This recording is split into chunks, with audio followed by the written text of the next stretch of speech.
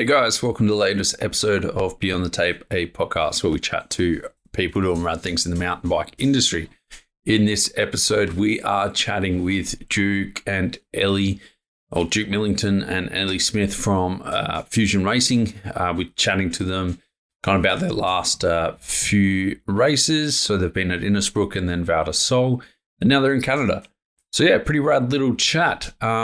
Love to say thank you to all our sponsors. First up, we've got Trek Bikes. They make some of the raddest bikes on the market, and they're available online now too to make your life easier. Frank Mountain Bike Apparel makes some of the best clothing on the market. I absolutely love them. Their pants are super comfortable in these cold days. Shred Bike Care are keeping my bike clean, lubed, and running smooth. Fist Handwear keep my hands protected and my hands warm. Taylor Trails, they offer some of the best trails experiences in Tassie, and absolutely loved when I went down there ahead with them. Just rocked up with my bike and went riding. Lead Out Sports offer some of the best tools on the market. Abbey Tools, man. If you haven't checked their stuff out, definitely do. And if you're after something a bit more wallet friendly, check out Pedro's from those guys. Dirt Surfer offer custom mudguards that are 100% recycled and are made of 100% recycled material. If you want to keep going custom, check out Capped Out Caps for some really rad top caps for your bike. And man, Oakley have been keeping my eyes protected from the elements over the last few weeks, so I'm absolutely stoked on them. As per usual, I hope you enjoy the episode, and yeah, grab a beer, grab a water, grab a wine, and grab whatever makes you happy, and enjoy the potty.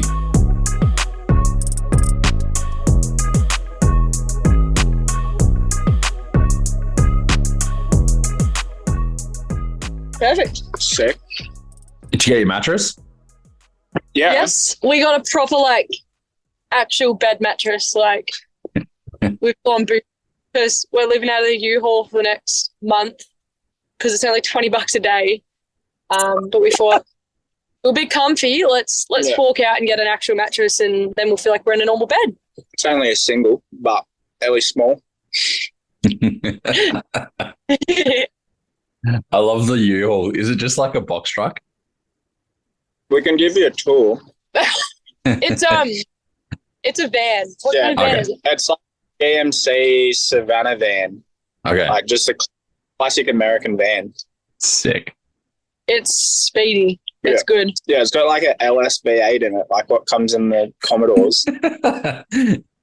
Just LS everything. Yep. Yeah, that's the world. I saw you guys have been living it up, and you used a trolley escalator at Walmart.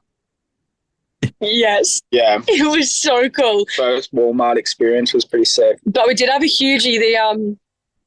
What was it? The doona cover fell off and got a bit stuck. Cartwheeled backwards down the escalator. Yeah.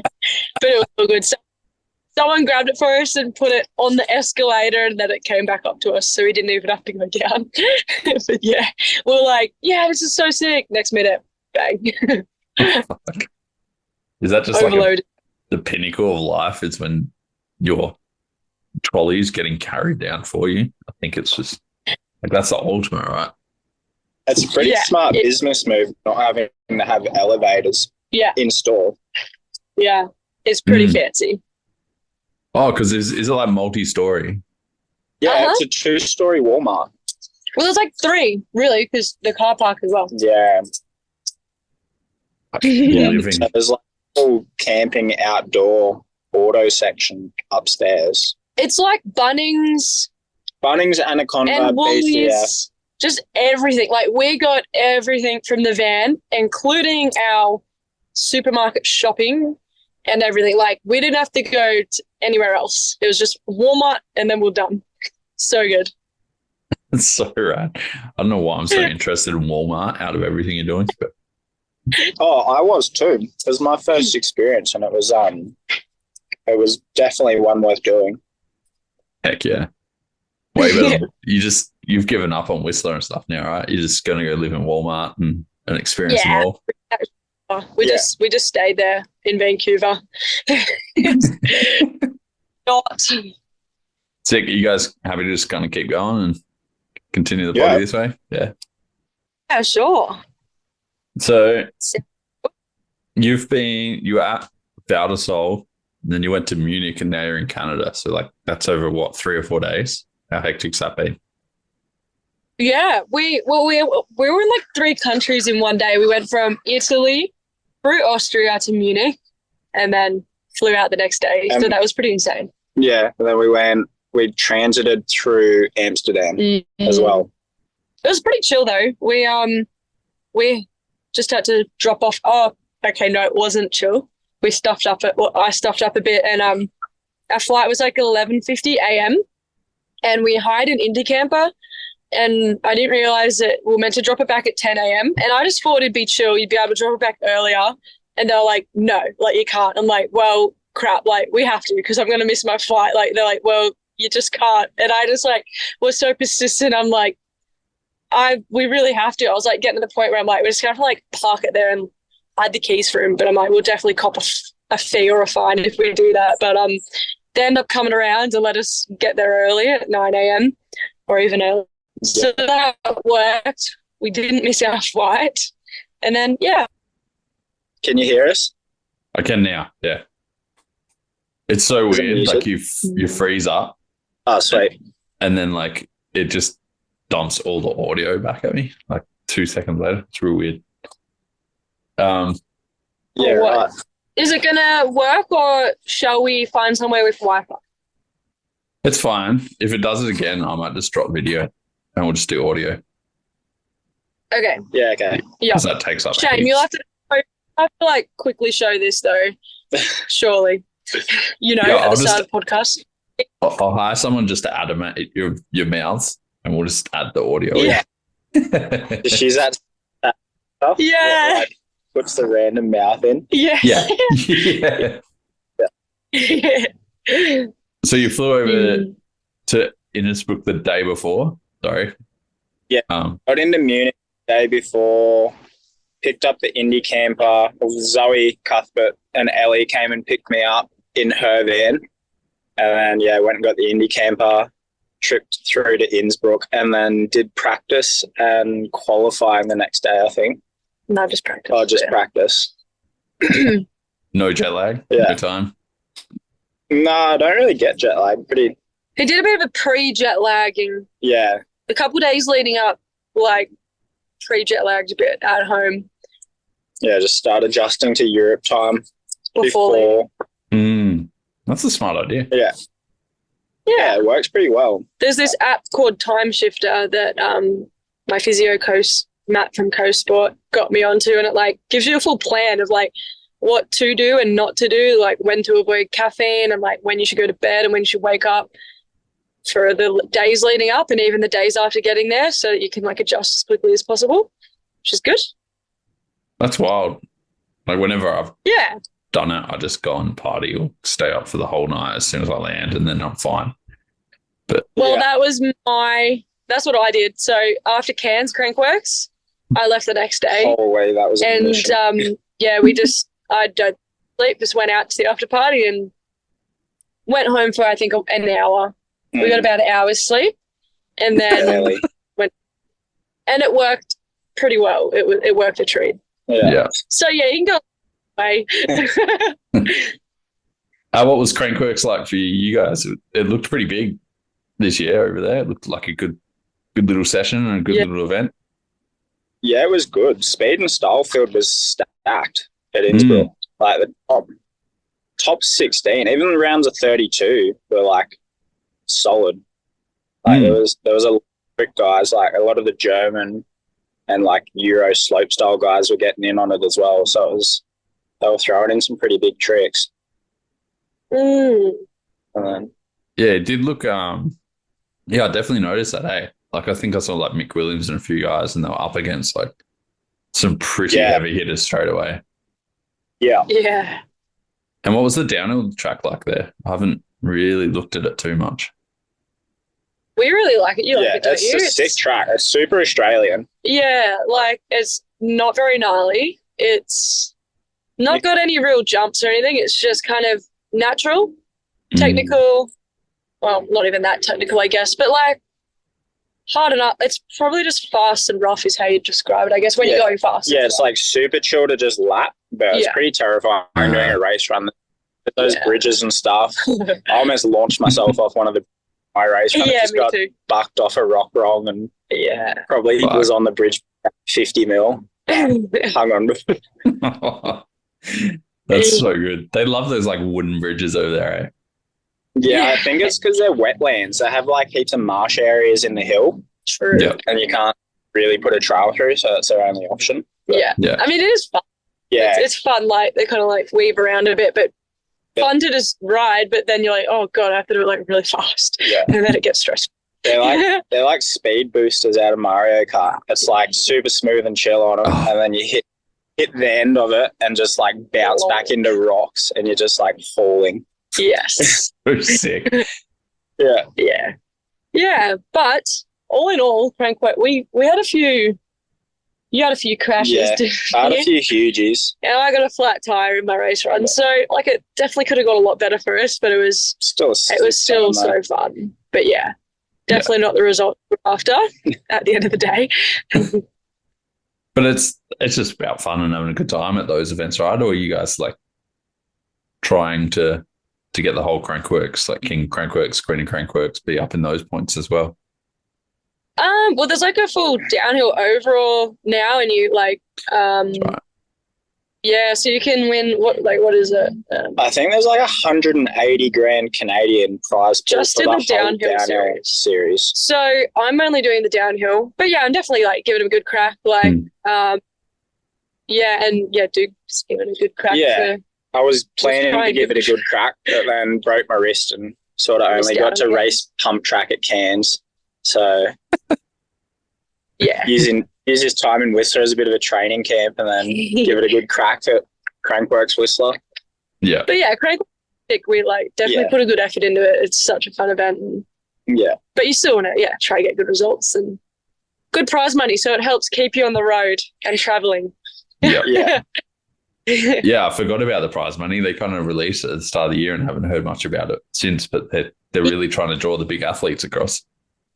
Yeah, definitely. Like, I'm pretty sure like you in the overall, it's like $5,000. So it's for the downhill. Yeah, for the downhill. Yeah. Yeah, and if you win King, it's like 25,000 Canadian. It's 20.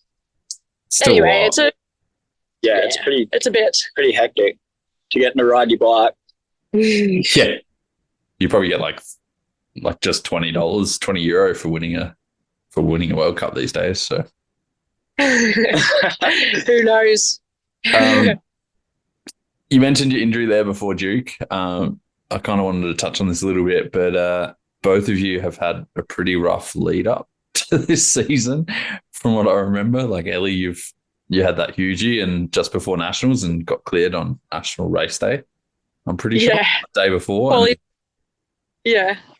And Duke tried a front flip somersault pike pivot thing out at Boomers, or wherever that was. It like 6 times before it, and then that one I just didn't snap and just had to eject. I mean, you snapped your wrist. Yes. Yeah. But it was a long day of filming, I think, as well. Yeah, we were filming for a good few hours. Yes. But there's been a couple of setbacks this year, but all in all, we're hanging in there and getting better. So usually I'd ask like how that's kind of playing on your mind and stuff, but you guys are so positive. It doesn't seem to. You just kind of push on, right? Like I don't think it seems to play on you too much. Yeah, like the heart was pumping a bit when I did my first fronty to dirt again at Innsbruck. Yeah, it was definitely a good moment when he landed it. I'm like, it's like, because I wasn't sure if it was going to be a mental block. Yeah. So it wasn't. It was good feeling to get that one out of the way. Like, there's definitely like demons there after an injury, but you just got to put them aside, I guess, and push through it. I think I'm still struggling a little bit mentally after, even though it was so long ago now, but the crash at Fredbo, even though I didn't have any serious injuries, but it was such a high speed, scary crash that it's kind of subconscious, but I think it is still playing on my mind because I'm struggling to like let myself ride as fast as I think I want to or normally would when I'm racing, and I'm like trying to work out what it is. And I think that, yeah, I've just got to keep slowly building. So yeah, it definitely is a process coming back from a big crash, but yeah, all in all, not too bad and still stoked. Yeah, it's sick to see. It's so good to see you both out there and like racing and at the top level again. Yeah. So you've been at Ellie, you've done a few rounds this year already, or been over in Europe a bit. And Duke, you had the whole crankworx warm up. But what was it like getting to Val Di Sole and seeing that track? It was good. It was sick. It's like such a cool track, and like they'd fixed it up a lot, like filled in a lot of holes. So like when we did track walk, we're like, oh yeah, this looks so sick. Not easy, but like you could tell that they'd filled in a lot of stuff. But yeah, by the time practice came around, because all the juniors practiced first, and then when we got to the track, we're like, oh yep, this is rough. So yeah. They put so much dirt down that thing. Yeah, like people were saying there was like chest deep holes in it last year.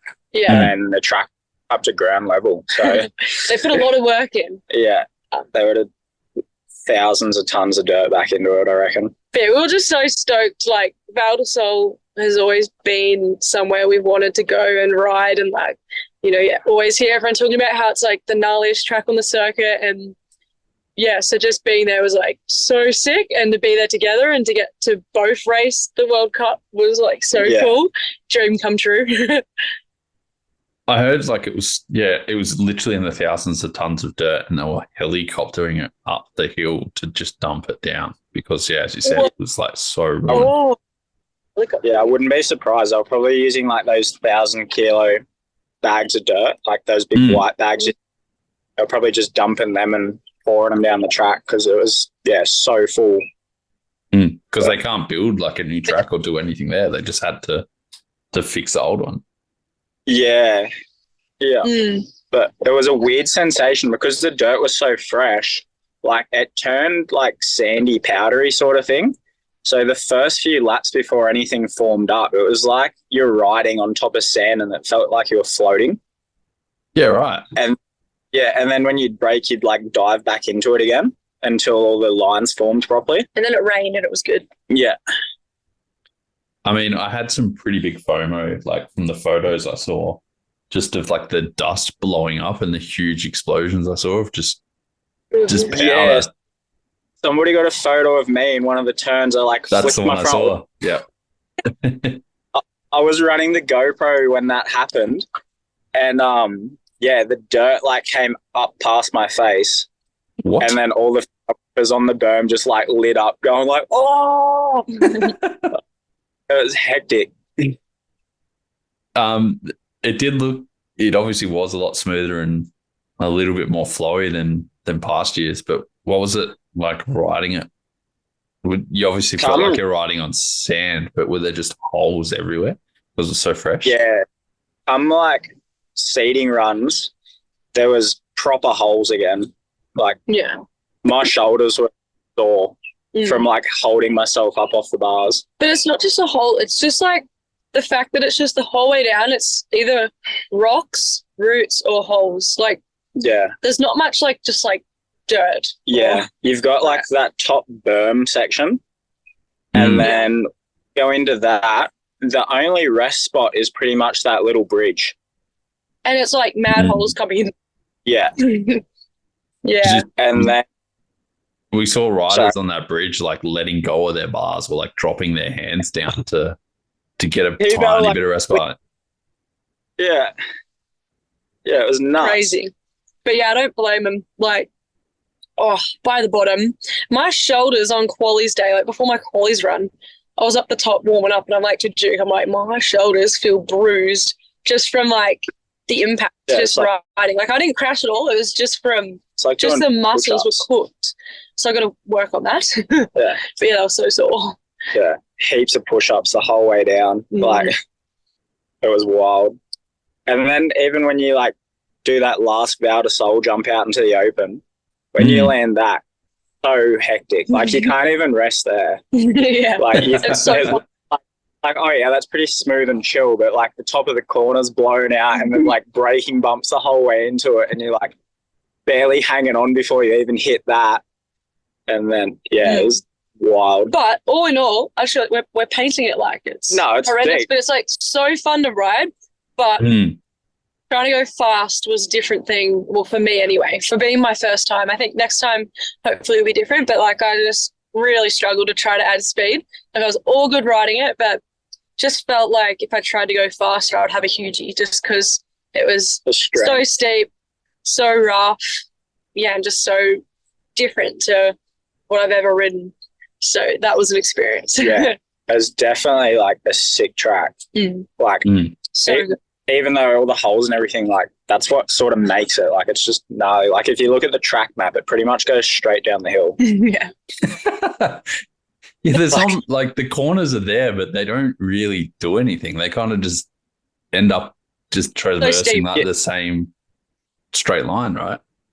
Yeah, well, the way it was taped, you were pretty much going like inside to inside, like through turn to turn. So like you were trying to make it as straight as possible, like as you do on a racetrack, which ends up being pretty much straight down the hill. And then even tried to make it less straight. Yeah, they bunted it to try and like slow it down, but it was still like crazy fast. Were you kind of prepared? Like you obviously do track walk and you're walking down the thing, which I heard is just as hard as riding it. But were you able to kind of prepare yourself at all for what it was going to be like to ride it? Yeah, like I find like myself, I'm pretty good at like looking at stuff and knowing how it's going to feel when you ride it. Like I hit all my lines first run that I sussed in track walk.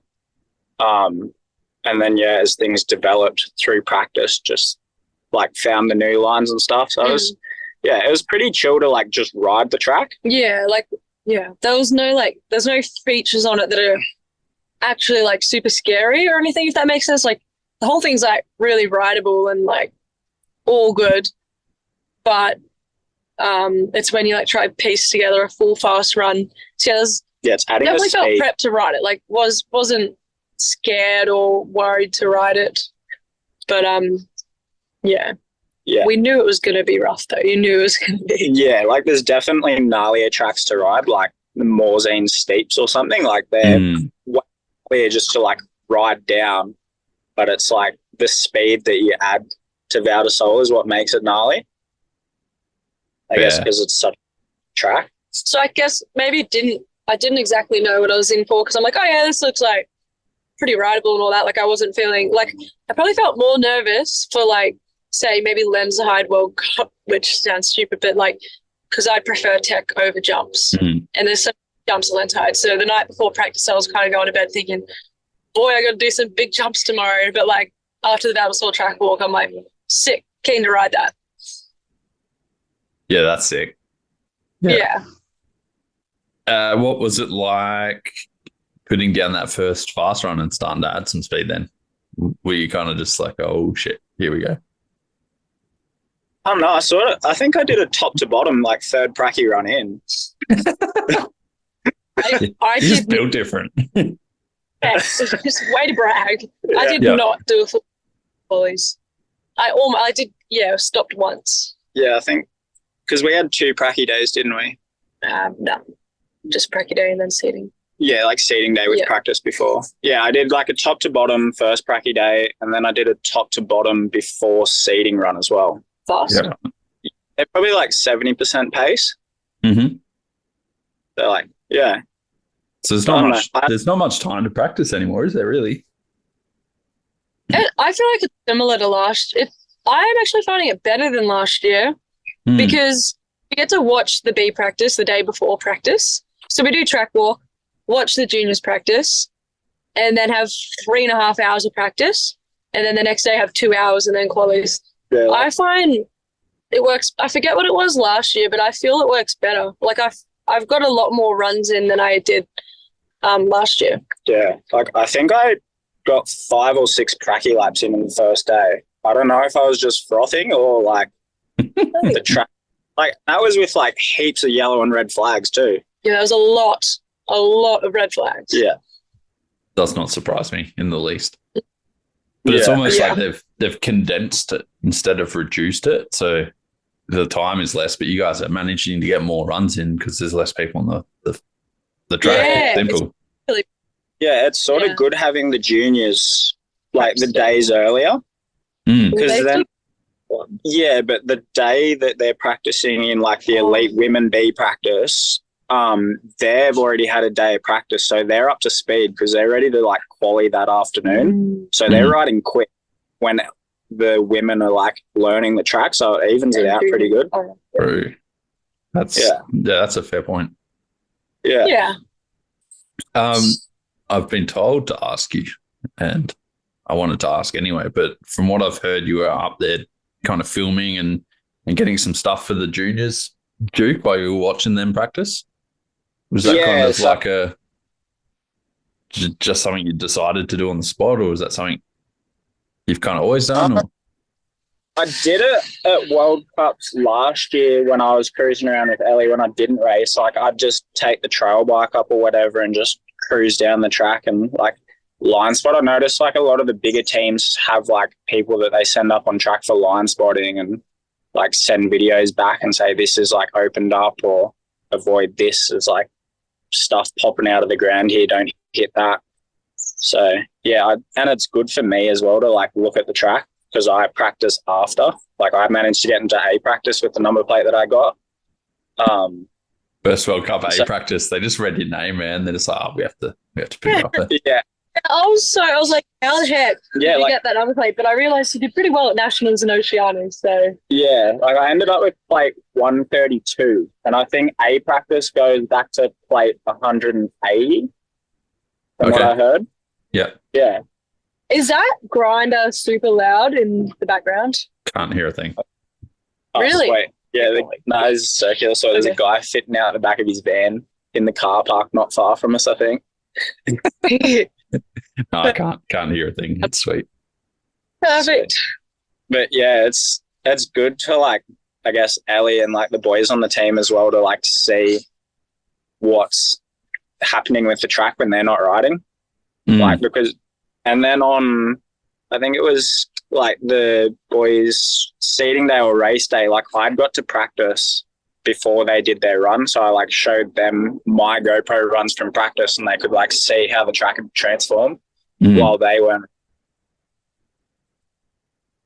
Because there's there's like an hour or so of practice between. So they practice, you guys practice, and then they quali, so they could be on a completely different track. Yeah, like the holes have gotten bigger and then like a few lines that opened up that weren't there. And like it's crazy how much the track changes throughout the course of the weekend. Yeah. Yeah. And I guess that's part of like one of the best parts about being on the Fusion team or being a part of this kind of new group is being able to share that data or share that experience or share what's going on when people aren't allowed to ride. Yeah, for sure. Yeah, definitely. Yeah. Because we're all in, different practices like Duke and Josh in A practice and then the junior boys are in my practice, so definitely help each other. But like it's good compared to like doing it solo, I guess, where you're just like watching your own GoPro videos and then getting whatever information you can off mates or whoever else you know that's been riding when you haven't. Yeah, but we can just go to each other and what's the track figure out how the track's running and I've heard that some teams have actually got their mechanics or a rider. They've entered them into the race and made sure they're in B practice and then they're following their riders down the track as a coach. What? Yeah. What's her name? The Italian. I can't remember her name. Veronica? No, Marina. Marine, French. No, other one on Mondraker. Yeah, Eleonora. Yeah. She was there. A mechanic I've seen at other World Cups. He has like a race plate on and he like does laps with her and like helps spot lines and stuff. And in B practice. Yeah. A practice. Throwing me into everything. Yeah. So they don't they have a DNS next to their name for qualies and stuff because they don't actually do it. They just literally have the plate to do practice runs. Yeah, like that was with, I think, Commensal Muckoff as well, like Chibal that owns the team. I was listening to a podcast a month back or so. He was like still registered as a rider on the team until like last year or the year before, I think. Well, man, Dan Atherton's still on the Atherton team. Like, he hasn't ridden since 1964. Like, so yeah, it's weird, but it's kind of cool. It's cool to see. Yeah, whatever works, I guess. Yeah. Talk us through your kind of qualies stuff. How was that for you, Ellie? How was the quali run, and how was your prep for that? Yeah, I kind of knew I wasn't really feeling up to speed, like up to as much speed as I knew I would have to quali kind of thing. I could just tell where I was at with the track and how much I was willing to push, and so sort of decided to have a smooth run, like try to push obviously as hard as I could. But yeah, so I went up for good warm up. That's another good thing about the Fusion team. We Jamie went up and set up the what do you call it? Yeah, the enduro bike on the roller. Yeah, so we do warm ups at the top. He just left it up there for everybody to which was sick. Use through, and went up at the end and packed it up for us. Yeah, so that was so good to warm up on. And yeah, so I felt I wasn't feeling too nervous. I was feeling confident to get down the track safely, and you threw a couple of rocks at me for a warm up. Reflex training. Yeah, and it ended up I'm like, I'm gonna hurt myself. Let's probably not do this. But yeah, so baseball pitching rocks at you while you're on the train, or is you catching these things? yeah. But it was good having Duke up there. I definitely missed having him at the first two World Cups. I could definitely tell, like, because we've been together since like literally the first day I rode a mountain bike, Duke was there. Like, so he's literally always been there, and I knew I'd be fine and I'd get through him and stuff. But I definitely think I ride better and feel better mentally when I've got Duke there, because he's good mentor and mechanic and everything. So it was so good having him at the top for the warm up and before the race run. And my qualies run just I wanted to just have a smooth, nice run, and honestly missed a few lines right out the gate in like the easy part of the track. Like on the first, it was like I accidentally took an inside line where I was meant to go outside and like got on the brakes because I wasn't sure how it would feel because I hadn't ridden it, and just a few silly little mistakes like that. And I'm like, what are you doing? That's the tone for the run. Yeah. But we got down slowly. So definitely not stoked on the result, but also I'm like, I can't be too disappointed because I got through my first time at Val Di Sole in one piece, and it's like I know exactly what I have to work on. So things could be worse, that's for sure. But the whole experience was definitely good. Yeah. And how about you, Duke? First World Cup, Val Di Sole, qualies. Yeah, it was sick. I wasn't used to doing like such a long warm up at the top of the track. He hopped on the spin bike for like 5 minutes. He's like, I'm done. I'm like, bro, you've got like another 20 minutes. Like, you need to stay on the spin bike. Like, I'm already warm though. Like, you will tone it down a bit. Just cruise. You can just cruise. He's like, fine. So funny. Yeah. And then G-Banger, one of the New Zealanders, turned up, and then we started throwing rocks at each other while on the spin bike. And you even did a bit of meditation. Yeah. I caught him just doing a bit of like just sitting there meditating. Sat in the lotus position meditating for a bit. Well, I feel like he got up there too early, Duke. No, he didn't. He just rushed it. We've got a warm up. Yeah. But the run was sick. I only had like one moment where I bottomed the fork out. It was like landed heavy in a hole, bottomed the fork out, did a massive push up off the bars, and then because of that, like bounced, and then like bottom bracketed a rock, two-wheel drifted a corner, like shot out the end of it all good somehow. And then, yeah, the run was sick. And then there was the four cross too. So I did like 2 World Cups in one weekend. Man, I was so stoked to see the four cross. Yeah, it was so sick. The track was prime too. We had like a bit of rain through the day. And the first berm was like a groomed flat track just with like that nice fluffy dirt on top. Mm. It was carnage though. Yeah, it Crazy. was wild. Like, Were you more excited for the four cross than you were for the downhill? I was frothing both. Yeah, he was just full. I know. When there's bikes involved, I just get frothy on whatever. That's so sick. Yeah. I guess that's why I like crankworx so much, because you just get to like ride heaps of different bikes all week. Mm. Did you qualify for four cross? Yeah, and then I messed it up in the round of 32. Okay. I was running flats because I wanted to be able to drop my foot easy for like power sliding up the inside in the turns. And Ellie called me out that I should wear clips for pedaling. Yep. And then being out a second turn in the round of 32, I put power down and the back wheel skipped out, and I slipped my foot off the front of the pedal and like rode off the next lip sitting on the top tube. Position and just couldn't get back up the inside of him, so got knocked out. And before that moment, he was sitting right behind Slavic, who ended up Duke was hooking. I'm like, hell yeah. And then next minute, like he went out of sight, and I'm like, and then they came back around and he was in third. I'm like, what the heck happened? Like, and then found out. So flat pedals. Yeah, always clips, babe.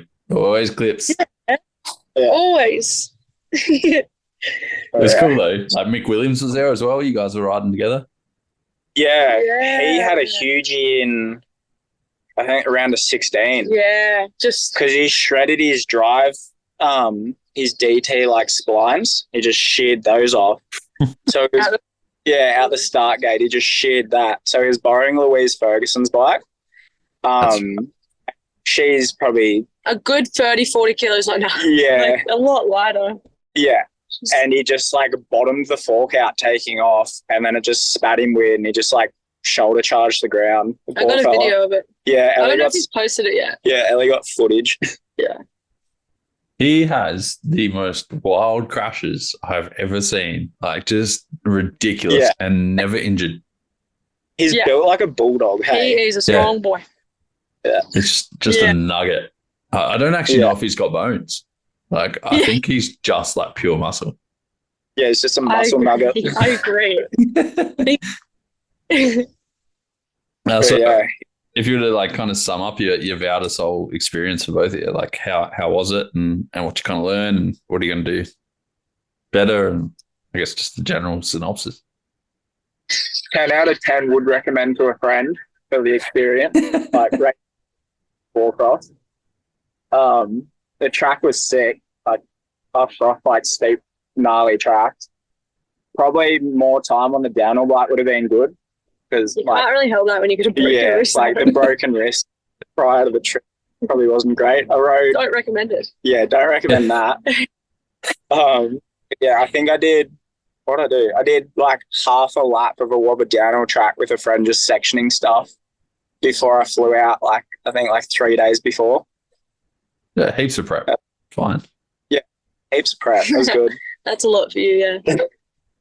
And then you'd do it again? Yeah, I'd race the World Cup again. It was sick. Sold it. Converted. And how about you, Ellie? How was the weekend for you? The weekend, it was sick. It was a good weekend. Great having Duke back, and awesome to tick off the bucket list of riding the Black Snake. That's what it's called, right? Yeah. Yep. But for next time, I know I've definitely got to get a bit stronger in the upper body. So I can, because that definitely, I'm like, I'm so fatigued that if I try push harder, I'll probably crash. So that's definitely not to be thinking about when you're trying to go as fast as you can. That's probably the biggest thing. And just definitely got to try ride tracks sort of more like that, to be able to ride them faster, because I just couldn't get to the point where I could get off the brakes enough. But yeah, overall experience was sick. I can't complain with it in one piece and learnt heaps. So it was great. And yeah, it was good seeing like Kale qualify like after the first 2 rounds, like hadn't qualified yet, and it was sick too. So it's kind of good, you know. That's another good thing about being on the team is, you know, even though not every race might not go good for yourself, and like poor Josh broke his wrist. But yeah, we all got to see Kale kill it and quali. So yeah, all in all, quick tongue twister. Dude, everyone in SA was just like frothing when they saw he qualified. They're like, yeah, fuck the elites. Like, we're just watching juniors. Like, we don't care about everything else. So yeah, no, it was so. But yeah, he's been working real hard, and knew it would come. Yeah, it's good that they proper stint over here, like riding a bunch of different bike parks. Because like for Aussies, it's so wild, like coming over to Europe and like riding steep, long, gnarly tracks. We've got like Medina, and that's A Wobber is like open back, but it's been closed for quite a while. So for like a year. So I don't remember the last time I rode it. But that is pretty good. But it's still kind of like not that comparable. Yeah, like it's different. Yeah, it is different. Like, you get routes in Australia like what you get in Europe. I guess the pipes and stuff, like they're just like that rock wall section in Val Di Sole. That route section after it was like riding down like stairs, double height stairs. They're like so thick. It was like roots as thick as your thigh, and then like probably a foot drop in between them with like minimal dirt. Yeah. Like it looks gnarly on like the camera, but then being there, it's like a whole other thing. Hey, it's fun. That's wild. What's your plans coming up for the next one? You got crankworx. What are you doing? You're in Whistler? Is crankworx Whistler next? Yeah. So that's in like 2.5 weeks. Yeah. Okay. Yeah. There's Hardline, there's crankworx, and then there's World Chance. Yeah. And I don't think the selections are public yet. No. Yeah. We can't. Yeah. No comment. No comment. But yeah, Duke heads home. Yeah, I head home 6th of August after crankworx. The budget is empty. At home and work again. But I'll be sticking around for another month. Do the next stint of the World Cups. Well, actually, Andorra and Luneville, and then I head home. So that'll be sick. I love Andorra. That track is so fun, and I qualified there last year. So fingers crossed we can try qualify again this year there. And Luneville's going to be sick because it's a new track. We're going to miss the test event. They're doing a test event in July, but we're over here, so we're missing out. But I'm sure it'll be sick. Like, it's a cool spot. I raced the EWS there last year, so that'll be cool. But yeah, we're just parked up in Whistler for a month now, which we're so excited about. We might trip around a bit though, like go to Vernon, ride Silver Star or something, or maybe out to Kamloops. We've always wanted to ride out there. Yeah, Kamloops is on the bucket list for sure. Not even for riding, just for like shooting. That place looks so sick. Yeah. Yeah. Definitely. Just like those New World Disorder segments from like, I think it's like 8, 9 and 10. Like they're just wild. Yeah. Yeah, we got to go. I think we will go. We haven't actually. That's probably something we're going to chat about tonight after the podcast is what the heck do we feel like doing for next month? Because, we can do one that's sick. Because normally it's like, all right, we're going here because we've got this race or that race. But it's like, whoa, we can actually pick where we want to kind of go and what we do. We want to go to Coast Gravity Park too. So we've got a few spots to get up. A few things to tick off the bucket list. Put some miles on that U-Haul in the next few weeks. That's what we're going to work out because it's only like $20 a day to rent, but then you got to pay for the kilometers. So we'll work out what the budget is, and that'll probably decide how far we travel and where we go. Yeah. But sure you can. It's an LS. I'm sure you can wind back the odometer with a screwdriver still. So. I agree. Sweet. Well, I better let you guys get back to it. Enjoy the rest of your night. I'm going to get on to editing and producing this for today. Awesome. Anyone you want to thank before we head off? Any sponsors or anything? Mum, Mum, Big Jez, Jamie. the Fusion team, Yeah, Fusion team. Duke. Yeah. All our sponsors. Honestly, that's what makes this possible, us being here. Everyone's like, how the heck, like, how are you traveling again? It's like, well, we wouldn't be here if it weren't for our sponsors helping us out big time. So definitely got to thank, all the people behind the scenes. Yeah, Big Matt from East Coast Mountain Trails. Let Duke have time. Have heaps of time off. Yeah. I didn't even know you worked, Duke. I know, right? Yeah. He works more than me, though. I got to give him that these days. Anyway, I realised I haven't had a full-time job in the past since I finished my apprenticeship I finished in the end of 2021. So, I might have to work when I get home this year, I think I realised. Perfect. Well, as you can see, the sun's just decided to come out and blow my camera out. What time is it? It's just turned 10:30. Oh, wow. What is it here? 5:50. Yeah, it worked perfect. Awesome. Yay. And thanks so much for pushing it back the extra day. We really needed that. Hey, I love mattresses. I'm not going to stop anyone from getting a mattress. Mattress over podcast. Yeah. Yeah. Perfect. It was definitely worth it. We would have got it earlier if the U-Haul stuff went through properly. I had to run like 4K to pick up the U-Haul yesterday. That was a whole nother debacle, but we won't bore you with it. Perfect, guys. Well, enjoy the rest of your night, and I'll send you a message once this is all ready to go. Awesome. Thanks, Dave. Thank you. Cheers, guys. There we go, guys. Another rad episode in the books. Chatting with Ellie and Duke from the Fusion Racing crew. If you want to check out how their season is going, make sure you head over to the Fusion Racing team Instagram. Keep up with what's happening with those guys. Or check out Duke Millington or Ellie Smith on Insta as well. If you want to support the podcast, jump over to the website beyondtape.com.au and buy some merch or donate a coffee or whatever and help us out. If you want to support our supporters, Trek, Franked Mountain Bike Apparel, Shred Bike Care, Fist Handwear, Tailored Trails, Lead Out Sports, Dirt Surfer, Capped Out Caps and Oakley. If you want to help those guys out, go and buy some merch. Let them know you came from here by using the code Beyond the Tape or Beyond the Tape 10. Get yourself a bit of a discount. If you don't want to separate yourself from some of that hard-earned cash, make sure you tell your mum, tell your nana, tell your brother, tell whoever about the potty. Share it on your socials and spread the word.